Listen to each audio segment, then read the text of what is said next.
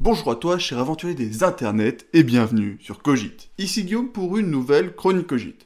Alors tout d'abord, comme je ne l'ai pas dit dans ma vidéo de dimanche dernier, parce qu'elle avait été tournée en avance et que je n'y avais pas pensé, bonne année. Et cette semaine, et comme je suis toujours dans les temps, je vais réagir au débat d'internet de janvier 2020. Suite à la déclaration du président de la République sur l'entrée dans la nouvelle décennie, tout le monde pensait qu'il était important de débattre pour savoir si oui ou non c'était bien le cas. L'origine du problème et l'histoire, c'est que quand le premier moine a voulu compter les années depuis la naissance du Christ, en Europe, on ne connaissait pas le zéro. Et là commence le problème. Il n'y a pas d'an 0, il y a l'an 1, et avant l'an 1, l'an moins 1. Enfin, 1 avant Jésus-Christ.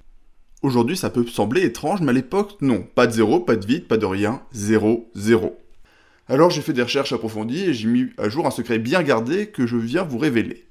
Décennie, ça veut dire période de 10 ans. Siècle, c'est 100 ans, et millénaire, 1000 ans. Du coup, si on veut compter 10 nombres en commençant à compter avec comme chiffre des unités 1, ça donne à peu près ça. 1, 2, 3, 4, 5, 6, 7, 8, 9, 0, ou 10, 0. La période suivante commence donc bien en 1. Le troisième millénaire a donc commencé en 2001, en même temps que le 21e siècle, la 201e décennie. Bref, en 2021, nous commençons la 203e décennie. Alors même si ça ne va pas changer grand-chose, en quittant 2020, nous avons aussi quitté la décennie de 2020. C'est peut-être l'occasion de faire quelque chose de mieux de la nouvelle période de 10 ans qui nous est offerte.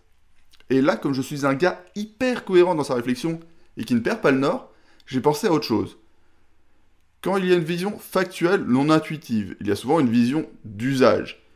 Et l'usage, c'est de parler de décennies pour les années possédant le même chiffre des dizaines. Par exemple, quand on parle des années 60 ou des années 80. Mais alors, est-ce que c'est faux? Eh bien non, ce n'est pas faux. Mais alors, est-ce que c'est contradictoire? Est-ce que dire que la décennie commence en 2021 ou que la décennie commence en 2020, c'est contradictoire? Eh bien non, pas du tout. La 203e décennie du calendrier grégorien commence bien en 2021, mais la période de 2020 à 2029 est bien une décennie aussi. Une période de 10 ans, ça commence quand on veut, et ça se termine 10 ans plus tard, il n'y a pas de règle. Alors levez-vous chaque jour comme si une nouvelle décennie, un nouveau siècle et un nouveau millénaire commençaient pour vous, et dans lequel laissez votre marque. Bref, je pense que tu sais tout, enfin que vous savez tout de cette nouvelle chronique. Alors n'hésite pas à partager, à t'abonner, à liker...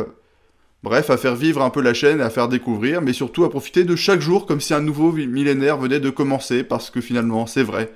Merci à toi pour ton soutien, à bientôt, salut!